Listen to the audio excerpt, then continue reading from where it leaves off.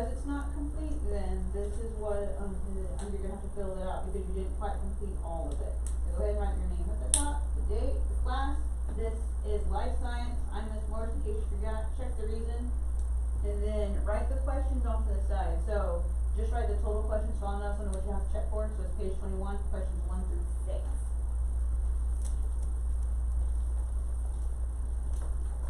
Looks perfect.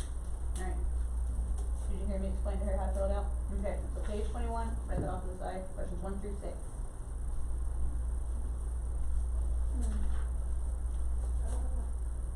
1 through 6 and then. Good job. Oh. So is this like a homework or pencil now? It's Friday, you got all week to practice.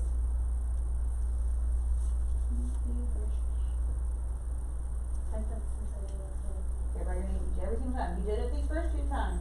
So I'll take it since you have your questions, but make sure that you are being very careful because I don't want you to have to redo it just because you forgot your name. Did I do this right and skip all my correctly? Yep, no, all the rest of it looks good.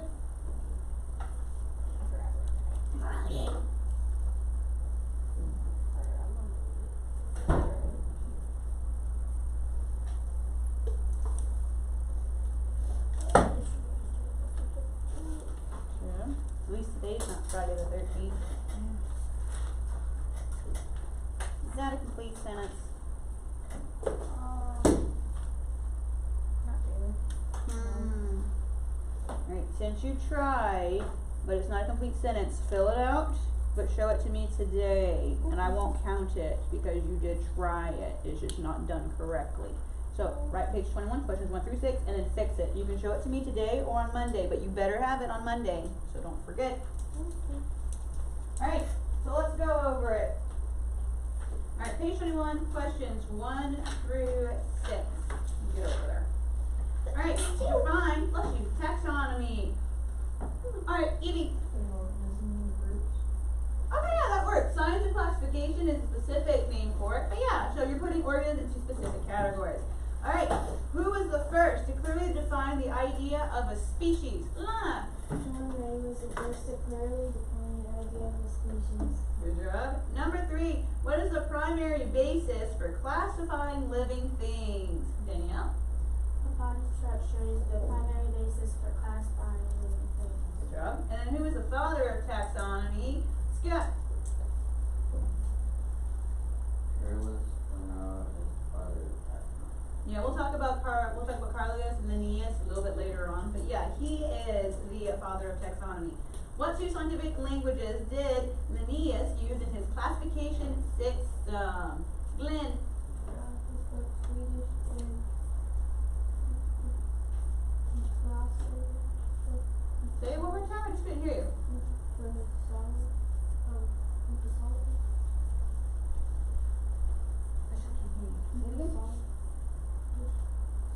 Oh, I'm not quite sure where you're getting that from. What was the educated languages of his day? Do you remember? That's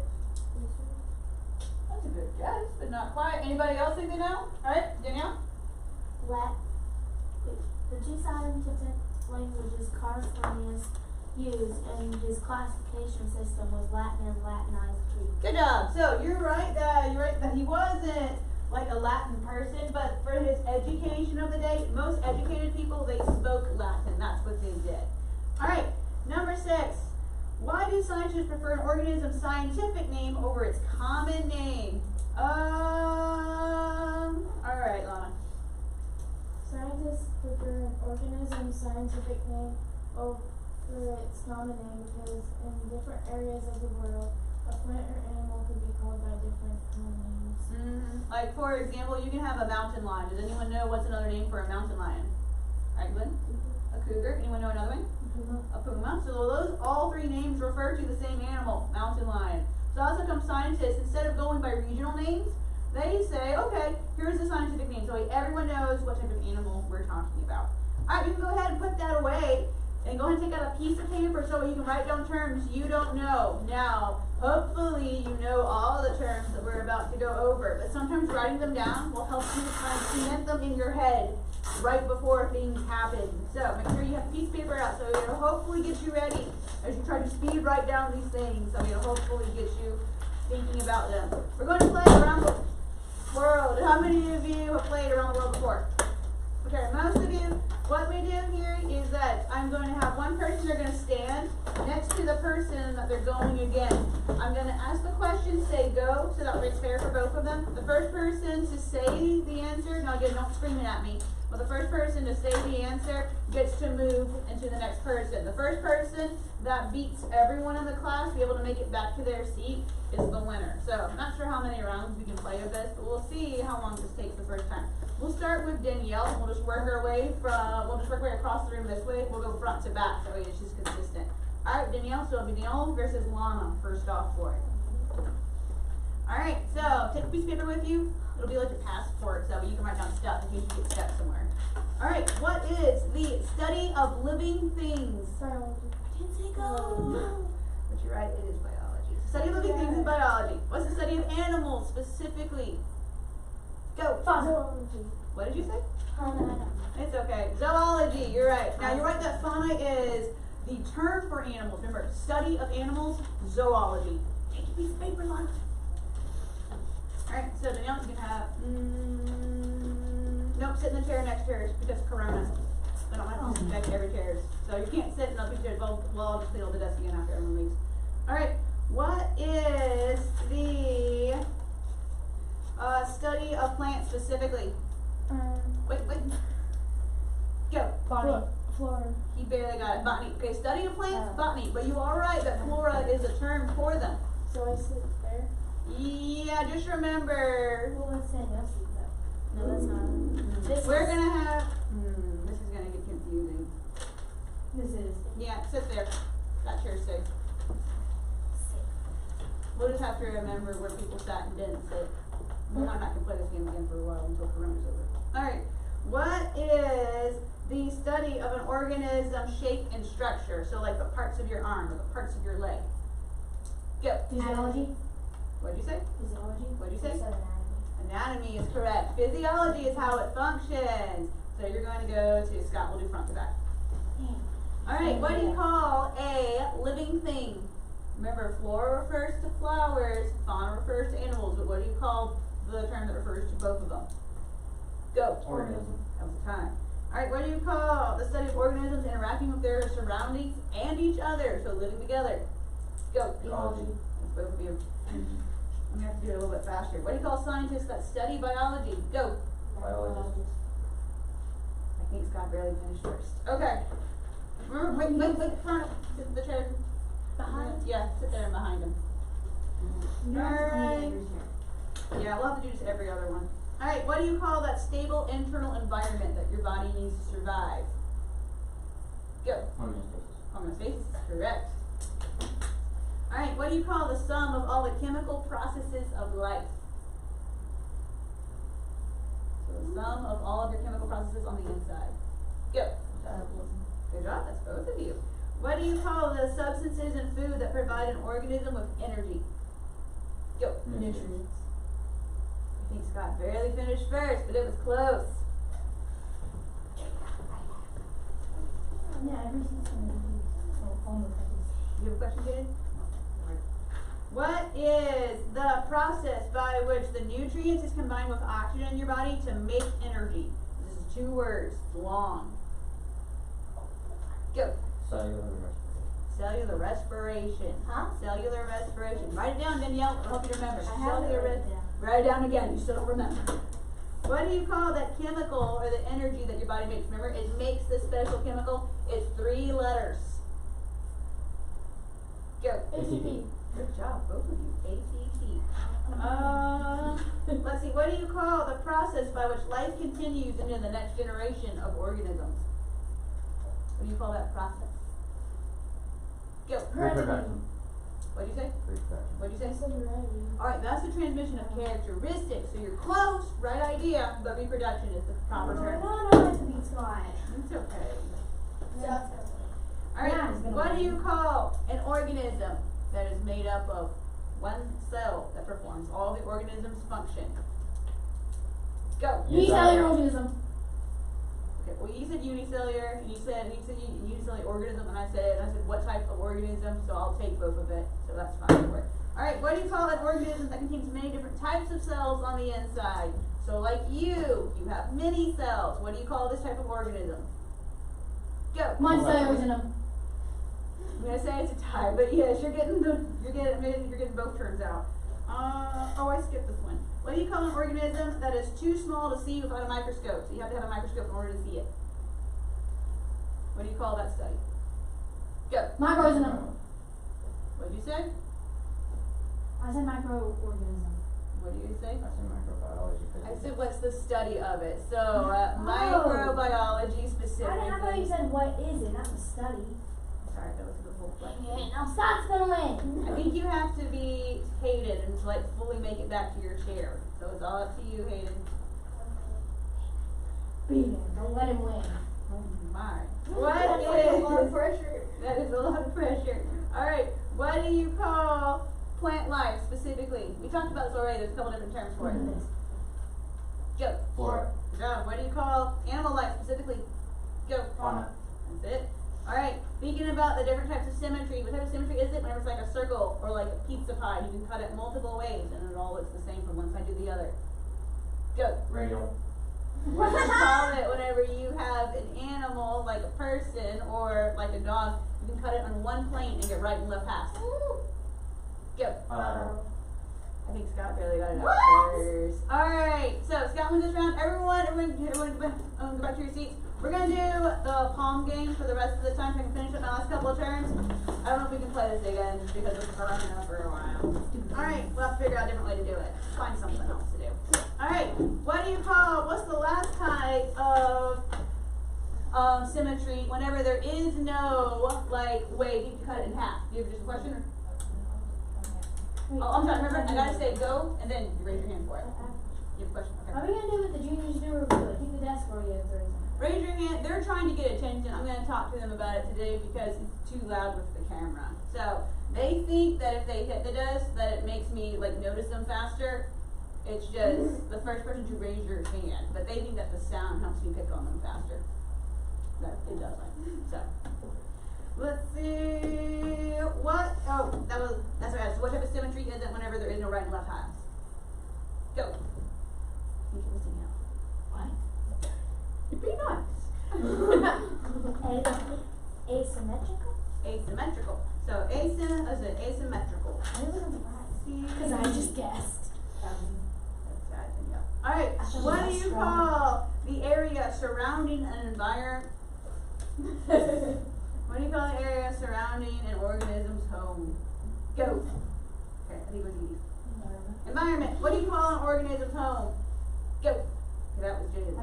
Habitat. What do you call if it is a environment on land specifically? What do we call it? Go. Okay, you go, Scott. Terrestrial. What do you call it whenever you have an animal that's mainly active during the day? Go. Okay. I think that was Glenn and Jaden.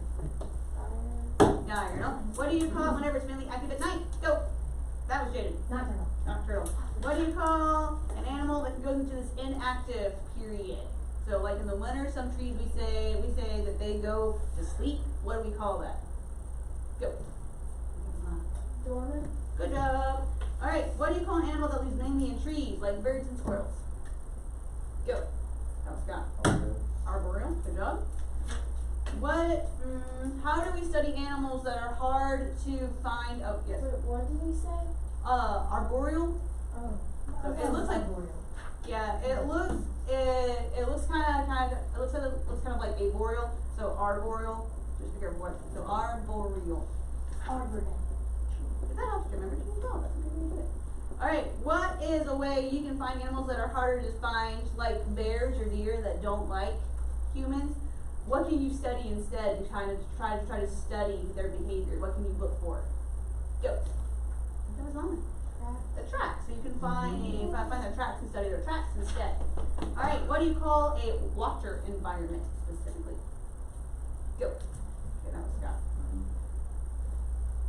Okay, so just water. Marine refers to one type of water specifically. What was it?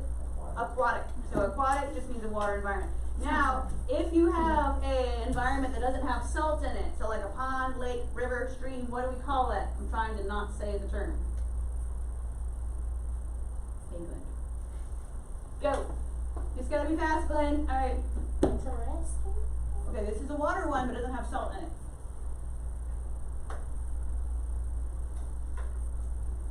It's okay. Hayden was next. Freshwater. Fresh water, so it's a freshwater substance. So ponds, lakes, rivers, streams.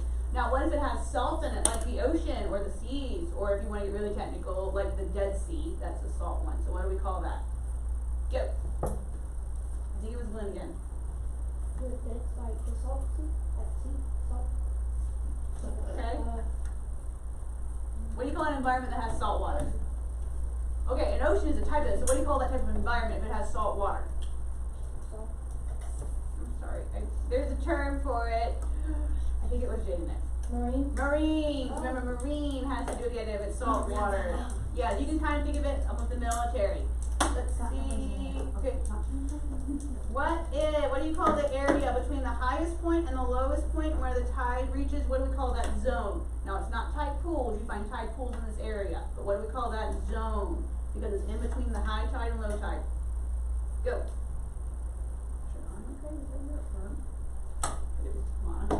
Intertidal. Intertidal. So think of it as in between the tides. Intertidal. Alright. What do we call the large formations that are sometimes in the shallow waters? This is where a lot of animals and other plants live. But a lot of animals live. What do you call those large formations of life? Oh. There's no way to really describe it without giving it away. Go. Gotta be faster, Evie. Coral reefs. Wait, you said, you're saying gotta be fast. I was like, Yeah. Evie, you playing at Scott, so I was like, what? Yeah, it's okay. I'm just saying because she's raising her hand, she's just not fast enough yet. Alright, what do you call an animal that feeds on dead things? Gross, but I mean, what do we call them? Go.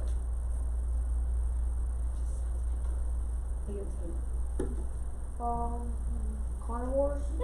Dead things specifically.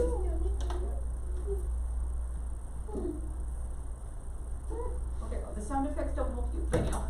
Scavenger? Scavenger. Alright, what do you call the hot springs and the ocean floor that can warm up the water around them and help life live down there? Go. Okay, that's got hydrothermal. Alright, thinking about lab safety a little bit. What's some protective material you can wear to keep yourself safe in a lab? I don't know if that helps you to keep you safe. Go. Okay? Goggles and gloves. Is that up there? Yeah, it's right above your head. Oh, I thought you were pointing onto the words. Yeah. So wear goggles and gloves. Those help you or allow you. We'll talk more about this today. Now, if something breaks, should you try to keep it a secret, or what should you do? Go. I think it was Hayden. Tell the teacher. Always. Don't think. Miss Morse won't know. Yes, she will. So make sure you come to me because some things are dangerous. So I need to know right away if something happens. Should you read the instructions before you try a lab experiment? Go. I think that was easy. Yes. Yes, always read the instructions before you start. Don't just decide, I'm just going to wing this and hope it turns out okay. Nope. Nope, you won't. I'm just making sure I covered everything. Yep, we have that. Alright. Yes, Lana. What was the one after intertidal in the book? Like, Coral reefs? no, like there was another term, but I keep forgetting it. Intertidal, tide pools, coral reefs. Tide pool. Okay, tide pools are found in the intertidal zone. Alright. Go ahead and clear your desk of everything. Keep out one piece of paper to be used as a cover sheet since y'all are kind of spread out, but still have out a piece of paper so that way you can use it as a cover sheet so we don't want tempted to try to cheat off you. Remember, we take our quizzes here in pen. If you want to have a pencil out, you can, but we're going to take it in pen. Whenever you get your quiz, you're going to write your name and date at the top. Don't write the score yet because you obviously don't know the score. So just wait.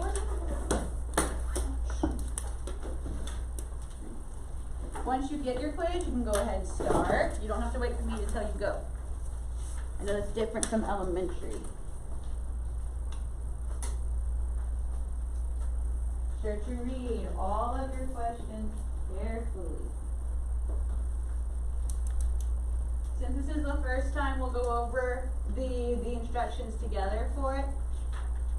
So, for that modified true-false section, if the statement is true, write true in the blank. If the statement is false, replace the underlined word with the words that would make the statement true. So, should you write false anywhere in their line? No, you should try to write a word that makes the sentence true. Like, for example, for number 1, a multicellular organism consists of a single cell and that performs all of the organism function. If you think that's right, you just write true. If you don't think it's right, write a word to replace multicellular that makes the sentence true. So don't just write false if you think it's false. Write true if you think it's true, but try to change the word to make your sentence be true at that point. Multiple choice, write the letter of the choice in the blank, so read through your question and then choose your best answer. Does that answer your question, Hayden, or did you have another one? No, sorry. Okay. Yes, Lana. Is it the 13th or 14th? Oh, today is the 14th today. 13th was yesterday.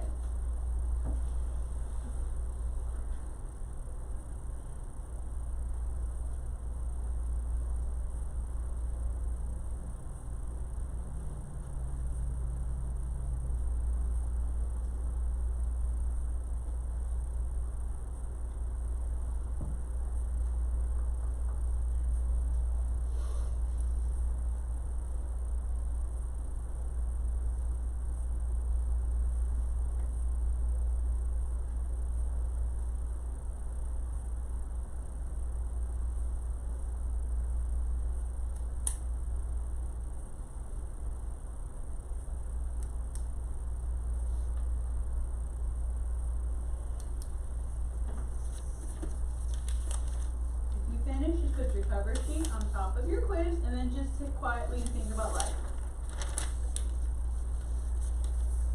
You want to rest your head for a minute, you can. Just be patient with your classmates.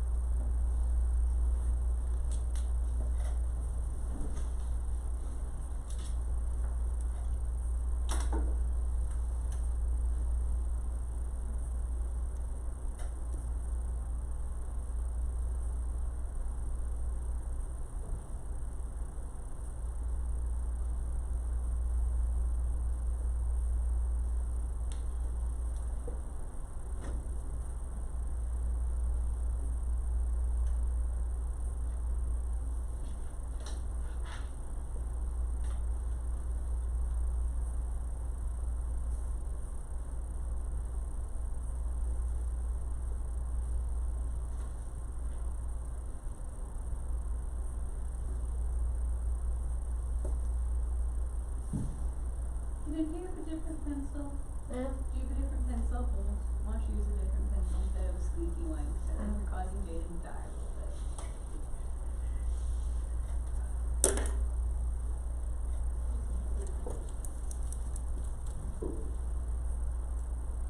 Anybody still working? Alright, you still have time, I'm just checking. Give you about another minute.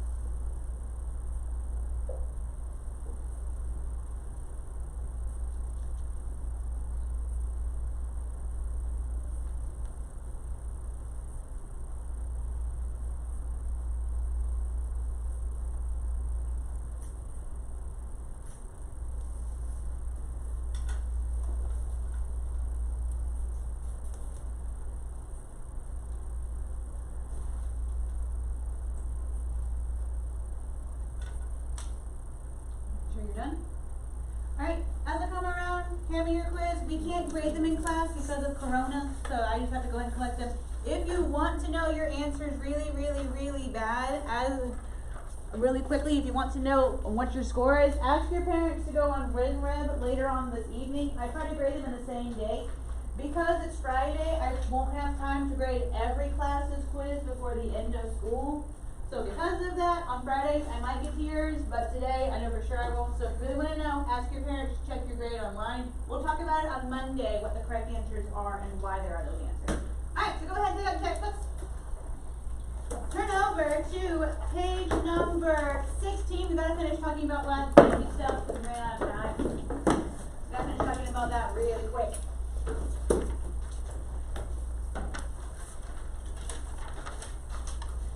Alright, we finished up most of the reading. We were just in that box area. So a couple of things to go over first for that one. Know the location of the safety equipment in your laboratory or classroom. So if something were to catch on fire, what should you go get? Jaden. Fire extinguisher. Alright, where's the fire extinguisher?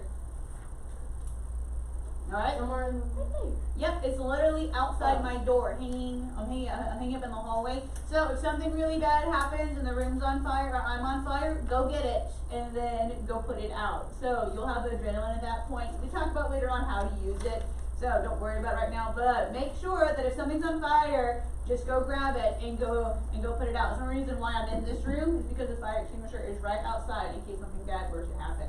Always handle glass very carefully. We talked about this with the beakers yesterday. What happens if you were to drop one of my beakers, Danielle? You would not be happy for a I while. would not be happy. You're And right. the number two we should tell you. All right, and so that's the reason why you should be very careful with them, because if you were to drop it like off the desk, they will probably break. So they may or may not because they're made of thicker glass, but you should still be very careful with them. All right, wear protective safety clothing, goggles, apron, and gloves as necessary. So throughout the year, we'll use them. I brought some examples, so you can see them. These are my personal goggles. They're smaller and they have the safety seal on the side. Whenever you get older and you start doing biology, these are the goggles you'll be wearing. They're to keep your eyes safe. Why should you always wear goggles? All right, Lynn, and then I'll take your question. Yeah, because if you were to get in biology, I come over here because I forgot the camera. So these are my goggles, and then these are the goggles you'll wear if we do an experiment later on in class or in biology. These are the goggles that you wear. So what would happen if you were to get bits of dissection animal or formaldehyde in your eye? What would happen? You would swell up and get ready to do. I don't know if it would swell, but it would burn really bad and it would hurt. And you're right that it would be irritated. Your eyeball does not want that on the inside of it. Okay. I got gasoline in my eye once. Ooh. It was like all in my eyes. Ooh, I'm sorry. Did you have to go rinse out your eye in water? Yes, it hurt very bad. Yeah, because your eye is telling you, don't do that. Now, so come your eye tells you, just stop. Now, so come your eye might turn all red, it's because it's all irritated now. Okay. Could we dissect something? I don't know, maybe this year, we'll see. Depends how fast we can move, but you'll definitely do it in biology. Alright, one of the other safety equipment your book talks about is a lab apron. This is mine as well for it. So mine's the black one. This one's old. That's how come you can see like the stains and stuff on it. This helps keep you safe. Why should you wear an apron in lab? Right? And sometimes if you wear nice clothes, then if you get the chemicals on them, it can stain them or it can change the color or bleach out the color. That's how come you're supposed to wear aprons to protect your clothes and to protect your body if you're working with something really dangerous. Alright, and then also gloves. I'm sure you've seen gloves before. Why should you wear gloves when dissecting or working with chemicals? Alright. Not like touching the animal. Yeah, no, the animal's dead. It won't hurt you, but the formaldehyde on the animal can, and you don't want to touch it and then touch your face, actually touch your eyes or touch your mouth, because you don't want it on the inside of you. It's gross and it's nasty. So that's probably the reason why you should always wear safety equipment if you're doing something dangerous in lab. Alright, so let's look at the next one. Follow the provided safety precautions for any chemicals or equipment used in lab. If I tell you not to mix two things together, or if I tell you to be very careful with something, I mean be very careful with something. Don't just decide, she didn't mean it. Nope, she meant it. So make sure that you're being very careful with your chemicals, whatever I ask you to do, make sure you're following instructions for it. Alright, if an object breaks, what should you do? We talked about this yesterday. And tell the teacher. Yes, and then I will probably ask you to help me clean up. Now, if it's really dangerous, I'll tell you not to touch it, and I'll just put a couple paper towels on top of it, and I'll clean it up separate later. But yeah, always tell me, because some stuff you can help me clean up and it's fine. Some stuff, don't touch it, I'll deal with it. Okay. Does anybody like drop the dead animal on the floor? Yes, that's part of the reason why I have a nice floor in here now as opposed to carpet, because last year I spent a lot of my time picking dead organisms and dead parts out of the carpet and lysoling the carpet. So that's one of the reasons why Mrs. Henderson and the other teachers got nice new carpet in their rooms, and they asked me if I wanted it, and I said, nope, I would want a hard floor because I'm tired of trying to pick dead stuff out of the ground. I would much rather just mop it and be done. Alright, so your book tells you no eating or drinking is allowed in the laboratory. Why? Okay. Because something could get in your food and it could get in your body and then possibly. Yeah, so you might think, oh, my hands are clean, but you don't know what's been on the counter. So I clean after labs, but if someone touched something, and then if you put like your gum or something else down, and then you pick it up, well, you shouldn't have gum anyway. But if you were and put it back in your mouth, you have now taken whatever was on the counter into your mouth. As a side note, that goes for pencils and other stuff. If you have a habit of sticking your pencils or erasers or something else in your mouth and chewing on them, you don't want to put it on the counter and then put it back in your mouth, because same idea, coronavirus. First off, but then also with laboratories, you don't want to do that. Alright, keep your work area clean. You want to keep it neat and organized. And then clean up after lab. Help me as you get older with biology in particular. I'll need your help because there's a lot of equipment and I need help cleaning it.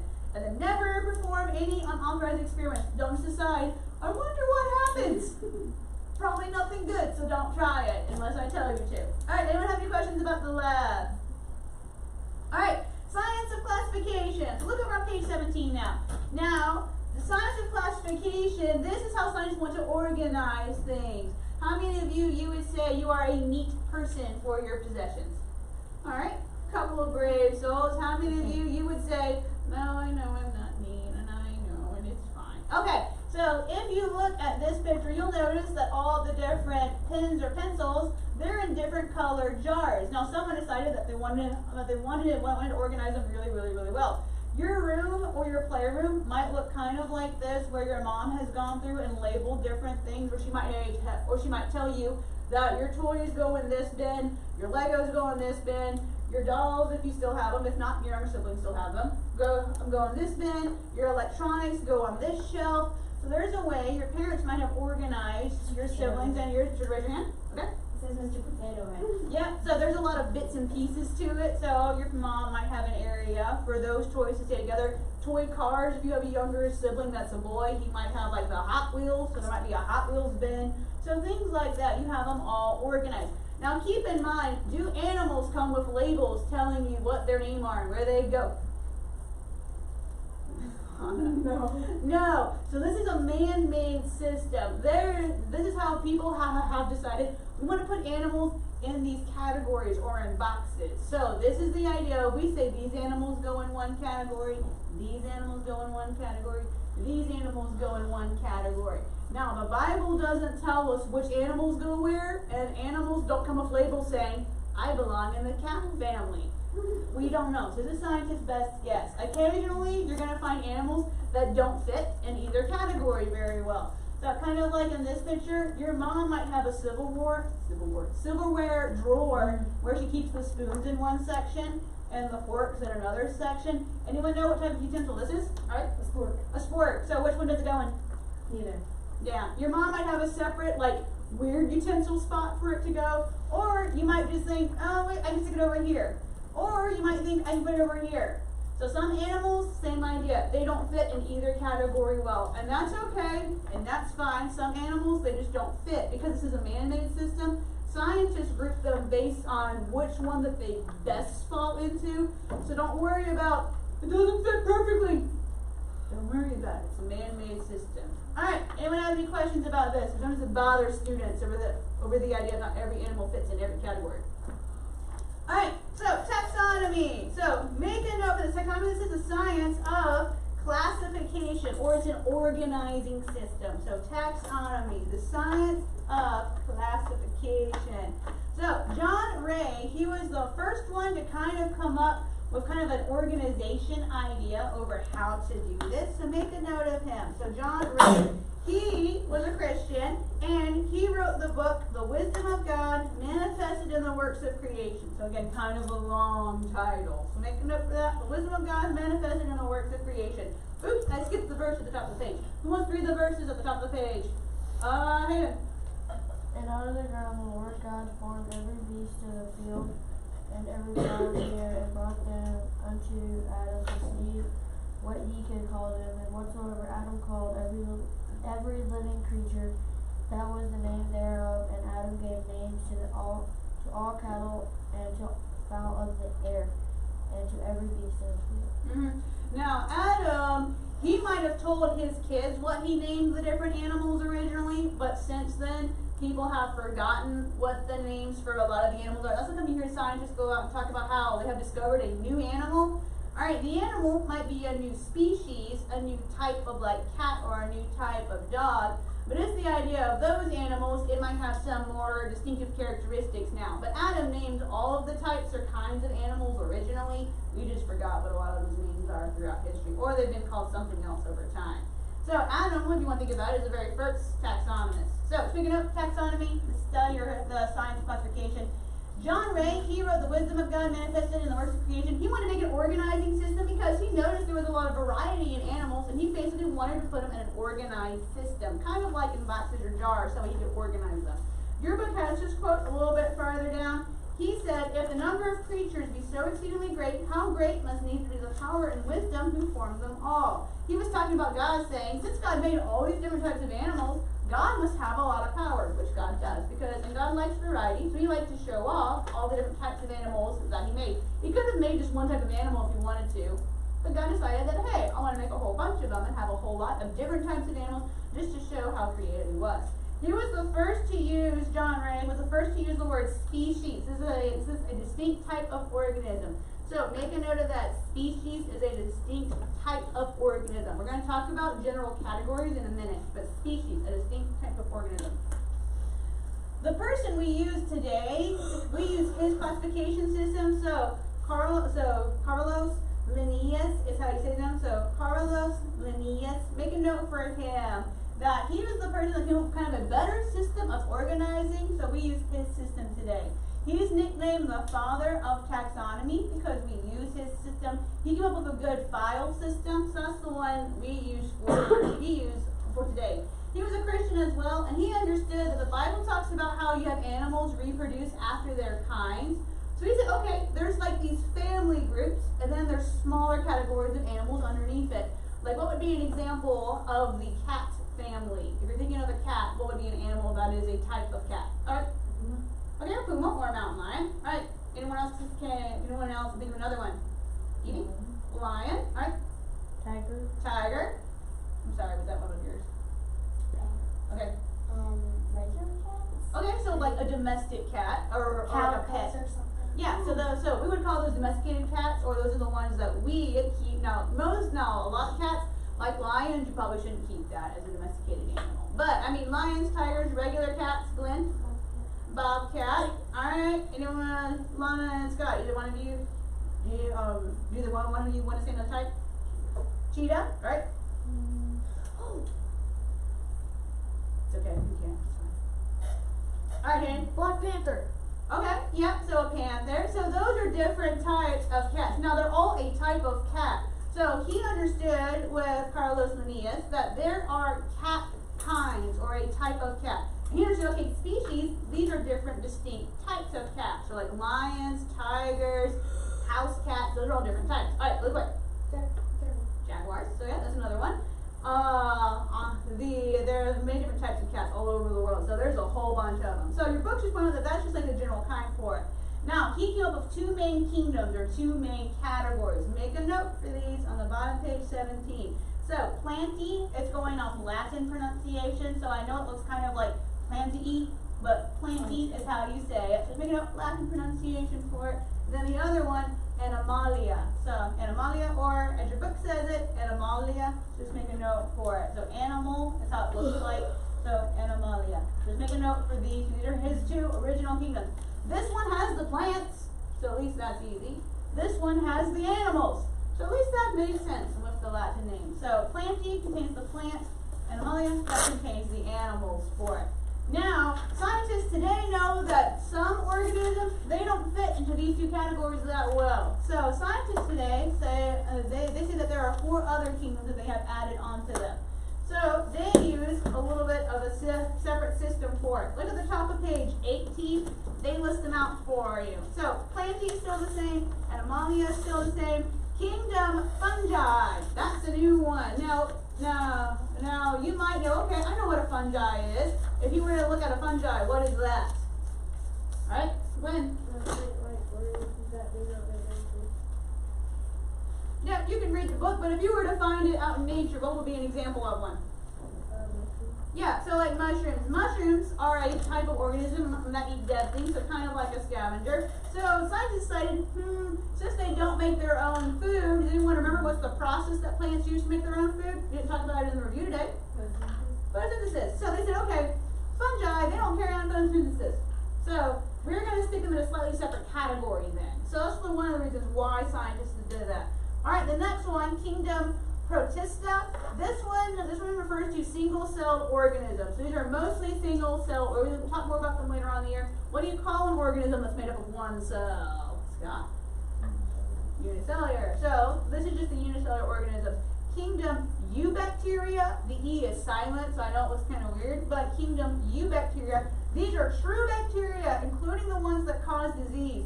So if you get pink eye, that's caused by a bacteria, and that's okay. You shouldn't touch your eye once you have it, because first of all your eye hurts, but also don't touch it because there's bacteria in it. And if you were to touch a doorknob or something, someone else can touch the doorknob and then they touch their eyes, and now they have pink eye. Okay. I've had pink eye before. I'm sorry, I have too. I've had it a couple of times. Or strep throat. If you've had strep throat before, you know the doctor has to take the stick or the swab and swab the back of your throat to check to see if you have bacteria back there. That's what he's checking for, to see, do you have the bacteria living in your throat now? So that's the idea for bacteria. So just make a note for their kingdom name. It's Eubacteria. The E is silent, so I'm sorry it's spelled funky. It's going off Latin pronunciation. So Kingdom Eubacteria. This includes bacteria. All right, the last one, Archaebacteria. This one refers to special bacteria that live in more extreme environments.